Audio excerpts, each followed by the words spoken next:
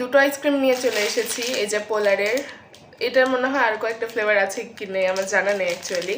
আমি কিন্তু ওয়ার্ল্ড কাপে ইন্টারেস্টেড না, আমি বুঝি না আসলে ফুটবল খেলা, সো আমি দেখিও না, আবার আমি কোনো দল সাপোর্টও করি না।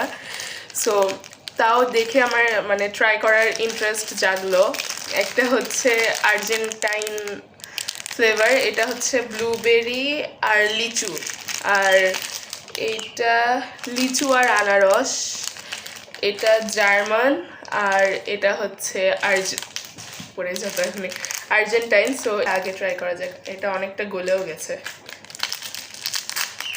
কি এটা? লিচু আর আনারস। তো এই যে গলে গেছে নিয়ে আসতে। সো বিসমিল্লাহ।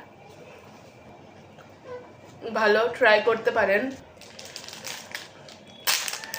আর এই যে আর্জেন্টাইন ব্লুবেরি আর লিচু ফ্লেভার, আমার কিন্তু ব্লুবেরি ফ্লেভার অনেক পছন্দ, দেখতেও খুবই সুন্দর লাগছে।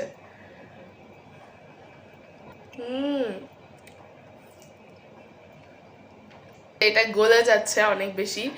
এই দুটো আইসক্রিমের মধ্যে থেকে আপনারা কে কোনটা ট্রাই করেছেন সেটা অবশ্যই কমেন্ট করে জানাবেন, আর কার কোনটা পছন্দের সেটাও কিন্তু কমেন্ট করে জানাবেন।